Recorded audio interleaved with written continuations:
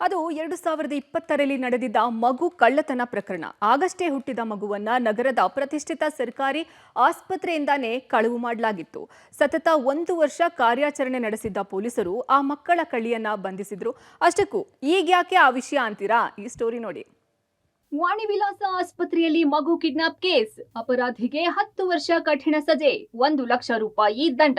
ಶಿಕ್ಷೆ ವಿಧಿಸಿ ಆದೇಶ ಪ್ರಕಟಿಸಿದ 51ನೇ ಸಿಸಿಎಚ್ ಕೋರ್ಟ್.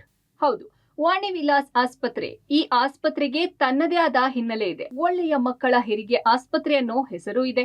ಆದ್ರೆ ಇಲ್ಲಿನ ಅವ್ಯವಸ್ಥೆಯಿಂದ ಸಾರ್ವಜನಿಕರ ಆಕ್ರೋಶಕ್ಕೂ ಕಾರಣವಾಗಿದೆ. ಈ ಎಲ್ಲಾ ವಿಚಾರಗಳ ನಡುವೆ 2020ರಲ್ಲಿ ವಾಣಿ ವಿಲಾಸ ಆಸ್ಪತ್ರೆಯಲ್ಲಿ ಆಗಷ್ಟೇ ಹುಟ್ಟಿದ ಹಸುಗೂಸನ್ನು ಕಳ್ಳತನ ಮಾಡಲಾಗಿತ್ತು. ಈ ಘಟನೆ ರಾಜ್ಯಾದ್ಯಂತ ಭಾರೀ ಸುದ್ದಿಯಾಗಿತ್ತು. ಸರ್ಕಾರದ ಮಟ್ಟದಲ್ಲೂ ಆಸ್ಪತ್ರೆ ಸಿಬ್ಬಂದಿ ವಿರುದ್ಧ ತೀವ್ರ ಆಕ್ರೋಶ ವ್ಯಕ್ತವಾಗಿತ್ತು. ಪ್ರಕರಣ ದಾಖಲಿಸಿಕೊಂಡಿದ್ದ ಚಾಮರಾಜಪೇಟೆ ಪೊಲೀಸರು ಸಿಸಿಟಿವಿ ದೃಶ್ಯ ಆಧರಿಸಿ ಮಗುವನ್ನ ಕಳವು ಮಾಡಿದ್ದವಳಿಗಾಗಿ ತೀವ್ರ ಹುಡುಕಾಟ ನಡೆಸಿದ್ರು.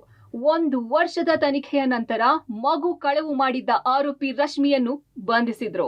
ನಂತರ ಪ್ರಕರಣ ಬಸವನಗುಡಿ ಮಹಿಳಾ ಠಾಣೆಗೆ ವರ್ಗಾವಣೆಯಾಗಿತ್ತು. ಸತತ 1 ವರ್ಷದ ಬಳಿಕ ಆರೋಪಿತೆ ರಶ್ಮಿಯನ್ನ ಬಂಧಿಸಿದ್ದ ಪೊಲೀಸರು ಆರೋಪಿ ರಶ್ಮಿಯನ್ನ ತೀವ್ರ ವಿಚಾರಣೆ ನಡೆಸಿದ್ರು. ಅಂದಿನ ಮಹಿಳಾ ಠಾಣೆ ಇನ್ಸ್ಪೆಕ್ಟರ್ ಮೀನಾಕ್ಷಿ ಮತ್ತವರ ತಂಡ ತನಿಖೆಯನ್ನ ನಡೆಸಿದ್ರು. 5 ವರ್ಷಗಳ ನಂತರ ಕೋರ್ಟ್ನಲ್ಲಿ ವಿಚಾರಣೆ ಮುಗಿದು ಸಿಸಿಎಚ್ 51ರ ನ್ಯಾಯಾಧೀಶರಿಂದ ಆದೇಶ ಪ್ರಕಟ ಮಾಡಲಾಗಿದೆ. ಅಪರಾಧಿ ರಶ್ಮಿಗೆ 10 ವರ್ಷ ಕಠಿಣ ಕಾರಾಗೃಹ ಶಿಕ್ಷೆ ಮತ್ತು 1 ಲಕ್ಷ ರೂಪಾಯಿ ದಂಡ ವಿಧಿಸಿ ಆದೇಶ ಮಾಡಲಾಗಿದೆ. ಈ ಪ್ರಕರಣದಲ್ಲಿ ಕೆಲ ಸಿಬ್ಬಂದಿ ಕೈವಾಡ ಕೂಡ ಕೇಳಿ ಬಂದಿದ್ದು, ಆ ನಿಟ್ಟಿನಲ್ಲಿ ಪೊಲೀಸರು ತನಿಖೆ ನಡೆಸಿದ್ದಾರೆ. ಈಗಲೂ ಕೆಲ ಸರ್ಕಾರಿ ಆಸ್ಪತ್ರೆಗಳಲ್ಲಿ ಮಕ್ಕಳ ಮಾರಾಟ ನಡೆಯುತ್ತಿದ್ದು, ಪೊಲೀಸರು ಆ ನಿಟ್ಟಿನಲ್ಲಿ ನಿಗಾ ವಹಿಸಬೇಕಿದೆ. Umesh, crime bureau, public TV.